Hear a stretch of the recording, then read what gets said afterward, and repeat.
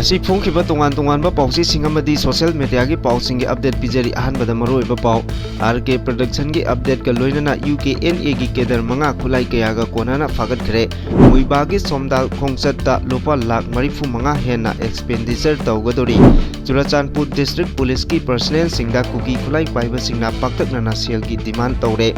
Myanmar da base tawba Major General Aimangna luchingba NNCN ki Myanmar government ka ceasefire tawna process loisinkhre Kangpokpida changlamba Meitei nupa ama security force na rescue tawgre Chandel district headquarter da laiba temporary jail dagi UT prisoner ani nanthokuna senkhre BJP gi anoba lengak ama semnaba ex-CM Birena luchingduna MLA ahum Delhi pangkhre Sahi mangagi angang phurubagi wathokta commission na Catholic school gi principal amadi oja ama kaukhatkre Police personnel singda attack jatakiba thawong nisaban sel chandena condemn torogli Imphal Dimapur Lambi da police na ngak selaga ngarang dagi miam Chtpa Hounkhre agi tujungba yaudana Kuki sing airport da laknaba hokre Pibam phatana leiraba Khuman Lampaki ISBT Pibam additional chief secretary na haktengnana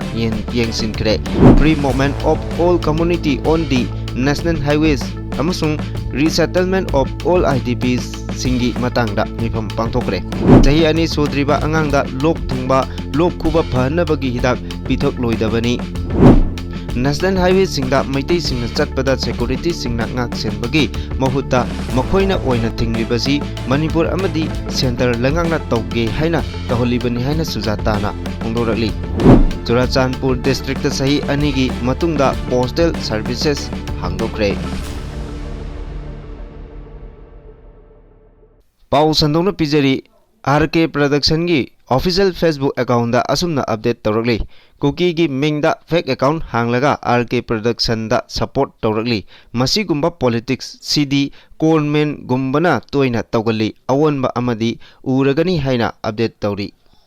Ngarang security force ki kangbuna chatharakpa search operation da United Kuki National Army UKNA gi kedar manga khulai kaya marunga loinana Churachandpur district ki Henglep subdivision gi manung channa leiba Saikot village dagi fagat pangamle hairi police control room gi pauna hai search operation aduda phagalaba UKNA gi kedar sing adudi Pomilan Kipgen chahi kuntra leifam Boljong village Kamgolen chahi kulumdoi leifam ke Faijang village Lukholen Singson chahi kuntaruk leifam Balkot village Khaigin Pau chahi kuntra taret leifam S Balkot village amadi A Juvenile hairiba Muising asini hairi makhoiga konana fagalaba khulai sing adudi M79 grenade launcher amaga loinana bomb ahum 9mm pistol ani loinana maru manga radio set nipal ga loinana charger mari jangan boot jura nipan pompi maru kg ahum amadi mobile phone ahum ni hairi Tha asigi kunithoi da NNCN IM gi Supremo Thoingalen Muibana mahaki pongnapam namdam somdalda khongchat pangthokkodoriba asida lupa lakh marifu manga hena chading tawgadori paugi source amana hairibana somdal khaki oina muibana lakadoriba asigi damak GPRN gi official amasung security personnel singi mass management oina lupa lakh tara chading tawgadori aduga loinana ukrulda mifam pangthokpaga mari lainana sem sagadoriba stage amasung hall gi arrangement oina su ajoba senpham kaya kaithokadori hariba sigi damakta flag khakda lupa lakh manga sound system gi lupa lakh ani makhai Miam tinba thorom adugi chokri waibagi lupa lakh ani makhai decoration gi lupa lakh manga lakliba miam adugi chana thaknaba mineral water bottle na chingbagi lupa lakh taruk refreshment amasung lakh kun VVIP singi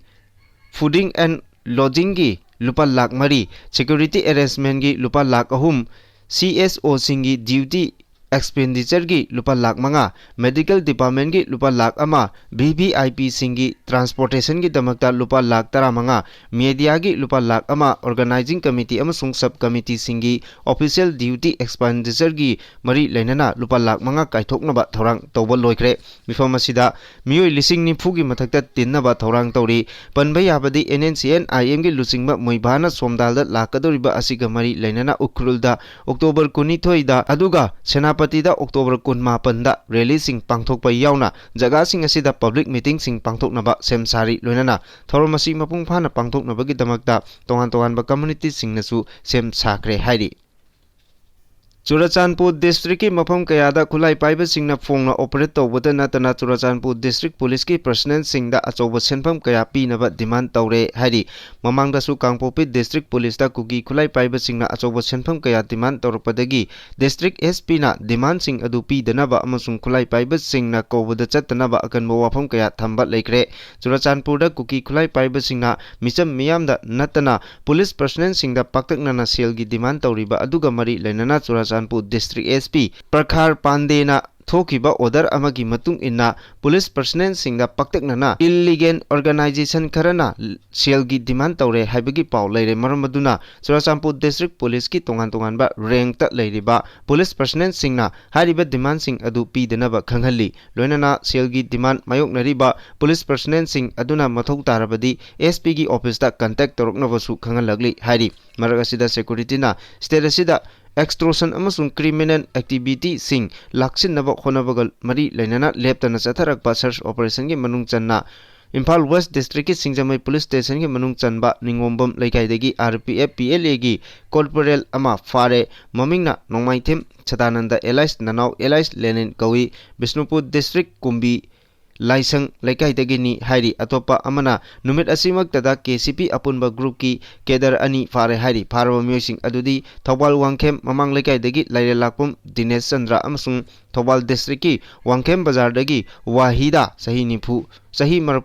humpu kawi KCP PWG gi kedar amasu Imphal West ki singangbam Laikhaidagi fare mamingna athopam Ranjan sahi kunipal kawi Nauremthong Kulem Laikhaidagi ni myo asi miyamdagi nam haduna sel khaibagi thabak kayada chenabata natana nupi singda chathaba crime gi case singa mari lainana party ga paw phawdok phawjin tawnaba myo amasuni hari Yumlon Nariba Myanmar gi tongan ba mafam singda khundariba naga furup singda tung koina shanti leina tangdu leitaba amasung chakhotpa puraknabagi khongthang ama oina Major General Aimangna Luchingba Lalolup National Socialist Council of Nagalim Khaplang NNCNK gi Myanmar Sarkar ga shanti gi wari sananaba sem saba loire hairi lup asigi Ministry of Information and Publicity na thadorok pachirol amagi matung ina lup asina lokalagliba khongthang asi tongan ba naga civil society organization sing amadi India amasung Myanmar border da khundariba naga gi miyamna tawnarakiba apil asigi matung ina naga na khundariba mafam singda shanti amasung chakhotpa thorang leinabagi damak NNCNK na Myanmar khakta natana India gi mafam singda khundariba naga singi mafamda shanti leinabagi khongthang asi lokalakpani hairi masiga loinana lup asina Government of India amasung masigi security forces singda green signal piduna nagana khundariba mafam singda lan loisinduna chayet nariba kudingmak wari chananabagi khongthang su lokotpa houkre hairi chirosin makatan hai lup asiga Myanmar government ka tawnagadoriba ceasefire asina naga taba lamsingda shanti amasung chakhot thorang paikhatnabagi achoba lambi ama oiragani masiga loinana lup asina mangjungnana chakhot thorangi thabaksing paikhat pinaba Indo Naga Myanmar border da khundariba nagagi khulsingda unilateral oiba understanding ama puraknaba honaba mathok dai hairi Myanmar da leiriba Eastern Naga singi guardian amasung mapung oiba thodang loriba NNCN kina Eastern Naga Association gi chakhot Thaurangi Thabak Sing Paikhat Hanba Haibasi Matam Kuinadagi Khanaraklaba Thaurang Amani NNCN Kena Naga Miyam Gidamak Yaifanaba Thamkiba Thajaba Sing asida internal amasung external forces singa thugainabagi kudong chaba piroi hari amoromda lup asiga mari lainana government ka bilateral ceasefire tawnabagi khongthang asi Myanmar da democratic government ama semkhraba matungdagi hauna honaduna lakibani aduga matam kuinadagi India government na naga miyamgi damak yaifanaba sinbagi thorangsing asi hojik phawba thausadana lagli maramdi India gi sovereignty amasung naga sovereignty gi legitimacy asi tongan ba maikeida chatpagum leibana maram oiraga khut thoknaba amadi violence oiba thabak kaya thokre maramaduna Government of India nasu national responsibility amaga loinana hojikti naga miyamgi khunda naga singna khundariba mafam sing amasung Indian security forces singna munna sakhangbiduna protection piba amadi naga singna khundariba mafam singda shanti oiba tangdu leitaba phibam ama ohenaba sinba tangai fade haiki Kangpokpit district da Kuki Jo tribal community singna Martyrs cemetery da separation day observe tawringai cherakta chahi kuntra manga rom suraba Meitei nupa ama central paramilitary forces singna special operation ama rescue tawraba matung imung manunggi miyoi singda sinakhre hari Manipur police ki report ama ki matung ina Soyam Sanayaima Elias Thomas chahi kuntra manga yangang pokpi Police station ki manung chanba thamna pokpi dagi miyoi asi Kangpokpit district ta lambi kangauna duna chatlambadagi security force na rescue tawkhibani hairi ningsingba yabadi Kuki gi tongan ba organization singna Kuki na namna taba Manipur gi khul singda May 2023 gi irang hek horakpadagi sangba yadana lakhibani masida sunatana Kuki khul sing amadi Meitei khul singa tainaba mafam singda security force sing thamjinduna buffer zone haina Kuki amasung Meitei gi marakta khaidokna duna lakli masigi mathakta Kuki miyoi singna lepa leitana Meitei singbu hariba buffer zone asi lansil laktanaba lauduna lakli Chandel district headquarter ki mini secretariat district commissioner ki complex ta attest tawduna leiba temporary jail dagi under trial UT prisoner ani jail adugi toilet ki ventilator phakai duna nongalamdai da chenkre hairi official oiba pawge matung ina jail asi dagi nanthok senkhiba UT ani adudi Myanmar gi Polangkham part dagi Thalikap Sahikun apokpa Nampau amasung Tengnopal district ki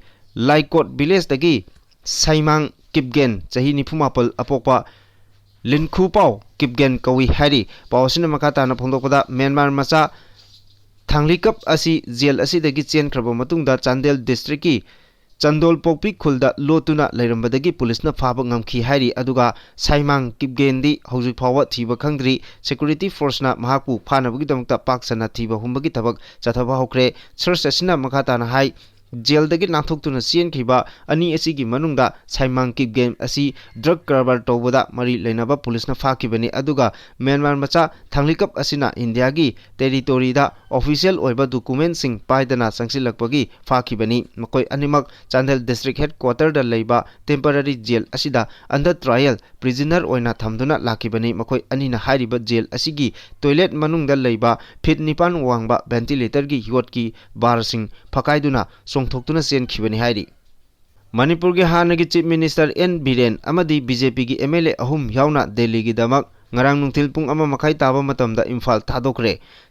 thadokraba BJP MLA sing adudi hanagi chief minister N Biren hanagi minister Sapam Ranjan Haikham Dingo amadi MLA Tongram Robindroni hari kongchat asigi maruoiba maram karino haina pawmi singna hanagi CM N Birenda hangba matamda mahangna pawkum pi kibadi center leader sing unaduna atuba matamda popular government ama semnaba wari chananaba chatpa khongchatni haina phongdokkiba natana atei makata ba pawkum amata pi khide pawse asina pangba pawgi matung inadi makata na BJP gi MLA sing ngasi phawbagi manungda Delhi da paisin nagadori aduga makhoigi leifam oina Delhi Manipur Bhavan amasung Asoka hotel na singbada leinabagi sem sakre hari BJP gi MLA sing asina Delhi yauraba matungda ahanba oina Union Home Minister unanduna wari sanagani karigumba Home Minister Amit Shahana unabagi matam pirakpa tarabadi Manipurda anoba BJP lengak ama semnanaba haigani masigi tungda Prime Minister Narendra Modi unaduna Union Home Minister Amit Shah gi lamjing makada changsinnaba honagani haiba asini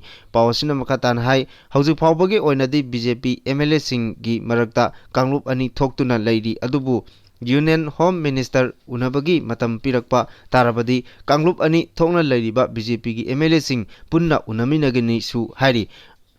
adubo haujik yamna luribadi anoba lengak ama semba tarabasu kanana lusingba haibadu chief minister oigadage haiba BJP MLA singna amata oina yanaduna putokpa ngamdaduna leiriba asini pawasina hai BJP gi MLA singi marakta kanglup ani thoktuna leiriba asida kanglup amadadi atei masing yamlaba MLA sing amadi Naga amasung Kuki gi MLA singna sagodkani haibagi thajaba mapung phana pirakle haiba tari haujik luriba asina kanana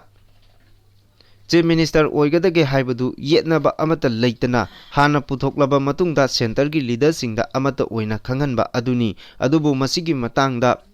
hauji phawbagi oina BJP MLA singi manungdagi amata oibagi phirep adu leitri hari panba yabadi lagliba mathang sahi lisingani kuntaret ki February natraga March da tarahumdoi suba Manipur Legislative Assembly gi election pangthokkodoriba asigi mamangda anoba lengak ama semhokdaba tarabadi यागदबनी लोइनना करिगुंबा BJP की अनोबा लेंगाक अमा सेंबा ngamdaba taragana mathangi assembly mikalda Manipurda BJP की लेंगाक अमुक हलक्तबा याबगी फिबमसु लैरिबनी पुनमक असि येंगलुरगा अनोबा लेंगाक अमा सेंबगी मथौ ताबना BJP की MLA सिंह दिल्ली दा पाइसिंदुना BJP की लीडर सिंह उनदुना अनोबा लेंगाक सेमनबगी खोंथांग असि लोकलकबनी निंगसिंगबा याबदी चही असिगी फेब्रुवारी 9 दा हानगी चीफ मिनिस्टर एन बिरेन महाकी फमदगी रिजाइन तौखिबनी अदुगा फेब्रुवारी 19 दगी हौना स्टेट असिदा प्रेसिडेंट रोल थमलखिबनी लोनना मणिपुर लेजिस्लेटिव असेंबली की थबक थौरम पुमनमक सस्पेंडेड एनिमेशन दा थमखिबदगी ngasi fawba miyamgi lengak lon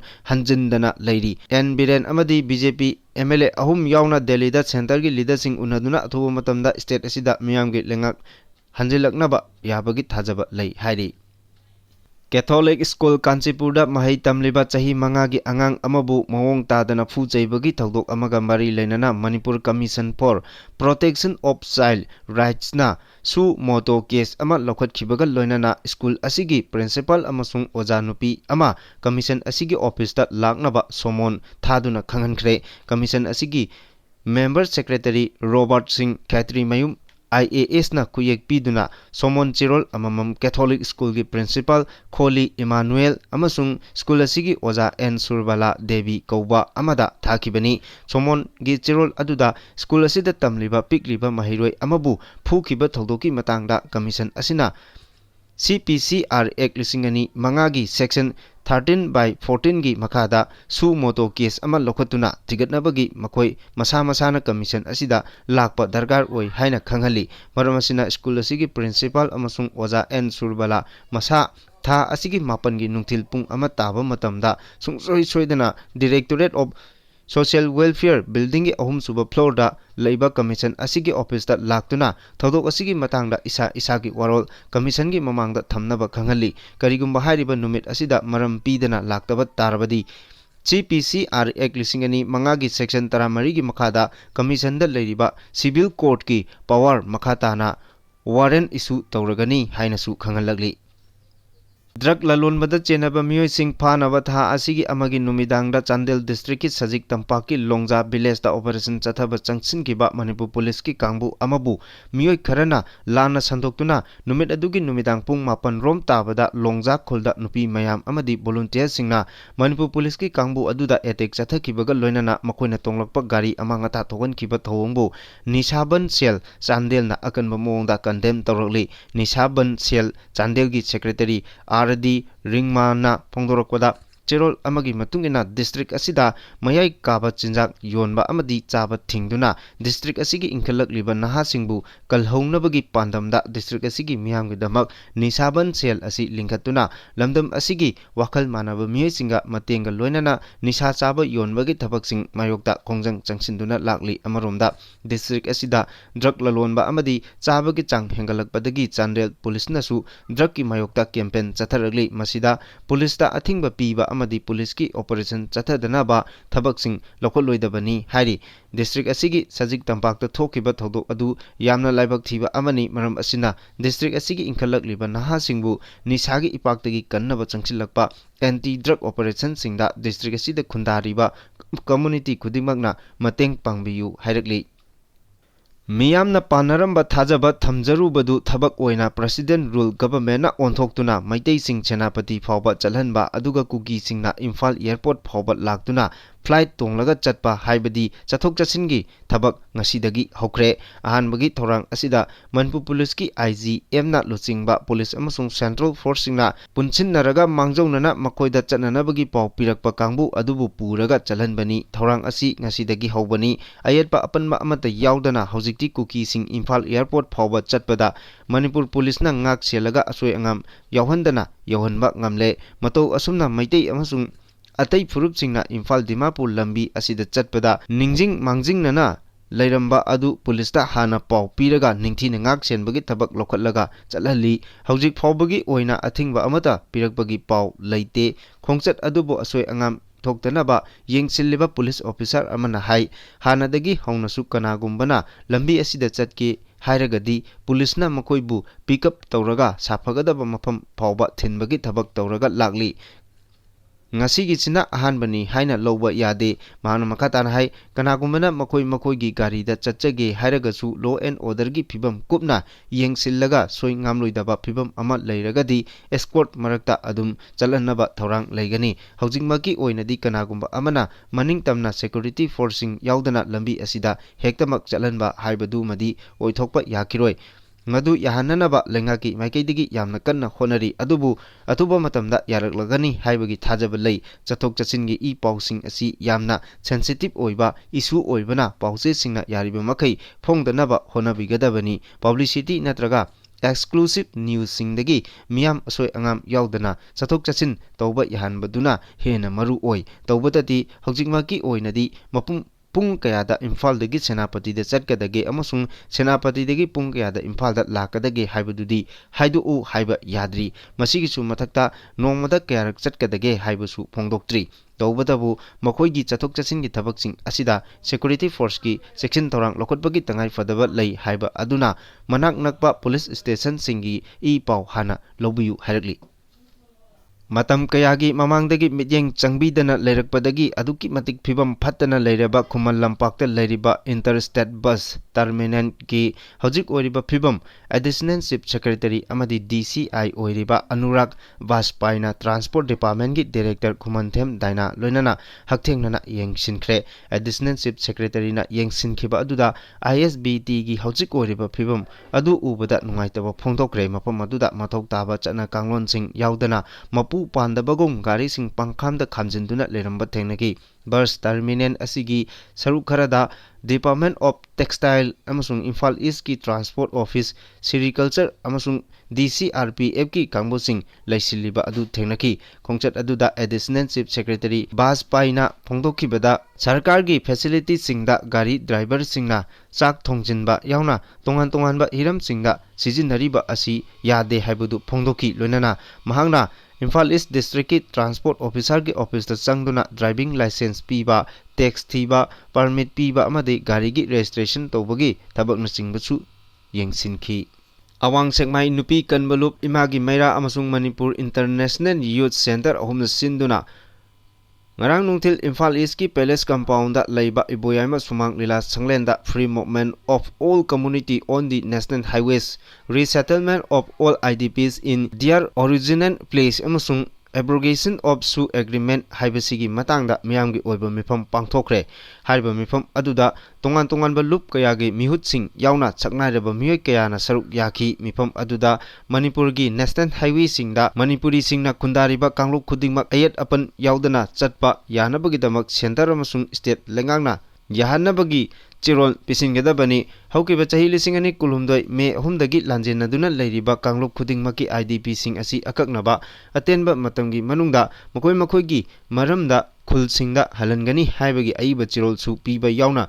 governor na hojik nauna amuk hana chathariba Kuki umbrella organization singa taunariba su abrogate tawgadabani haibagi matangda kupna khanaki mifam aduda hariba point sing asida yamna kupna khanaraba matungda warep kaya su laukhre hariba warep sing adudi Manipurgi National Highway singda kangluk pumnamak maning tamna chatpa yahanbagi damak mari lainaba authority governor amasung union government ta taksinba IDP singna haukiba chahi lisingani kulumdogi me ahumdagi hauna lanjena kiba sing masa masagi hanagi mayumda akaknaba matamgi manungda hanjin hanba yahanabaga mari lainaba government ta taksinba haujik nauna chanariba su asi mamangda assembly na muthatnaba laukiba warep aduda mapung phana chanahanabagi damakta government amasung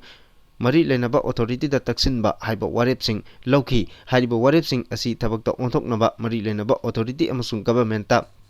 taksinnaba punna honabada miyamgi achauba amasung apunba khonjel ama mathok tabana hariba khongjang asi pulliba lamdam asigi tongan ba mafamdagi lakliba CSO Merapaibi club amasung Merapaibi pumna magna yanaduna thabak oina onthokpada yanare khongjang asida lamdam asida leiriba mipum kudik magna sogotnabasu appeal tawri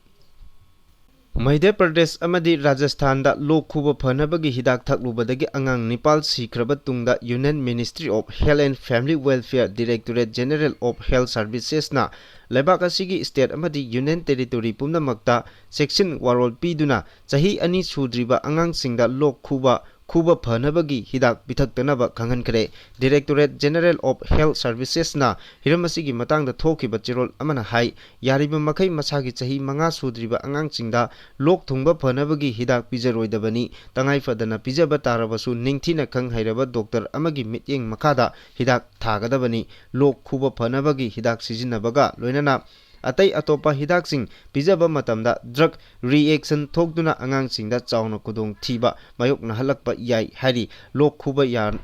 लौखटपा याबा section थोरांगसिंगी मतंगदा directorate general of health services की advisory असिना हाई चही नौरिबा अंगांगसिंग लोक थुंगबा थेंगनरबदी हिदाक थाद्रिङैदा मही मनाई मरांग कायना पिथक्लगा निंगथीना पोता हनगदबनी मसिना अंगांगसिंगी इम्यून सिस्टम कंखटलक्तुना अनाब अदु मथंता फहनबदा चावना mateंग ओइगनी स्टेट यूनियन टेरिटोरी खुदिंगमकी हेल्थ डिपार्टमेंट सिंग डिस्ट्रिक्ट हेल्थ अथॉरिटीज अमदी clinical establishment health carrier facility पुनमक मिनिस्ट्री की गाइडलाइन असिगी मखादा ngang चटकदबनी हाइनसु फोंदोरगली ख्वाइदगी अहानबा ओइना सेप्टेम्बर 19 दा राजस्थान की भरतपुर अमसुंग सेप्टेम्बर 19 दना सिकारदा लैबा चही नौरिबा अंगांग अनि लोक खुबा फनबगी हिदाक थकलुबदगी सीखी हारिबा हिदाक अदुदा डेस्ट्रोमेनेथोफोरम हाइड्रोब्रोमाइड यावरंबा थेंगनखी हारिबा हिदाक मखल असी डॉक्टर की प्रेस्क्रिप्शन दा यावरबसु मनाक नकपा फार्मेसी अमदगी इराई लाइना हेक्ट लैबा याबा हिदाक मखल अमनी नेशनल हाईवे दा हौजिक फावबा अथिंगबा थमलिबासी लेंगांगना तौगे हाइबा यावना तौरिबनी हाइना इमागी मैरागी प्रेसिडेंट थोक्सम सुजाताना फोंदोखरे पैलेस कंपाउंड लेबा इबुयामा सुमांगलेला संगलेंदा अवांग सेकमाई कनबा इमानुपी लूप इमा मैरा पाइबी अमदी मणिपुर इंटरनेशनल यूथ सेंटर सिंदुना पांगथोकिबा मियामगी ओइबा खना नैनबगी मिफम अदुदा फोंदोखिबनी थौरम अदुदा यूएनआई की चीफ ब्यूरो निंगथौखोंजम सत्यजितना मॉडरेटर ओइना सरुक याखिबगा लोइनना senior advocate Khaidem Mani MLA M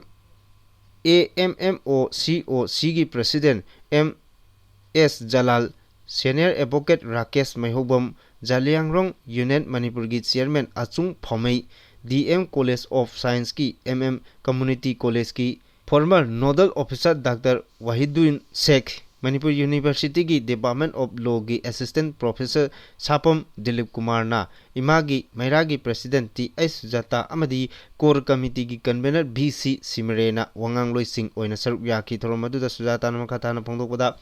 हौजिक national highway सिंगदा मरु ओइना मैतै सिंग चटपदा सिक्योरिटी सिंग ngak senbibagi mahutta makoina oina thingliba asi manipur lengak amadi central lengakna tauge haina tawhanbani pangthokliba mifamgi maru oiba khana nainaba mifam sing asida saruk oina national highway singda chatok chasin tawbada athingba thamliba IDP sing masa masa gi lefam mayumda hanjilhangadaba amadi lengaka kuki militant singa chanaribasu handokba haiba asini Sahi ani Makhairom Phajilakadoreba Manipur की इरांग असिना मरम ओइरगा Churachandpur district लेप लुरबा postal servicing अमुक नहोंगना थबक तौबा होख्रे official source की मतुंग इना इम्फाल दा लेबा मेन पोस्ट ऑफिस तगी चुराचानपुर डिस्ट्रिक्ट की मियोई सिंगदा थारकपा सिटी सिंग पर्सनल सिंग पार्शियल सिंग अमसुंग अतोपा कंसाइनमेंट कया अमा यावबा मेल की भेंदा हापतुना हारिबा चुराचानपुर डिस्ट्रिक्ट की हेडक्वार्टर दा ngarang ayuk pung 13 makai rom tabada tekta kaidena thungkibaga loinana matam chana delivery tokre hairi haukiba regular postal services asina irangna maram oiraga district asigi miyamna atopa mafamda leiriba makhoi mari mata amadi marup mapang singda communication tobada awaba amadi khudong chadaba kaya leiduna lakibani adubu anoba khongthang asina nongna amuk district asigi miyamda postal gi khudong chaba anjilakpa asida mari leinaba district administration na khongthang asibu corporation pinaba appeal tori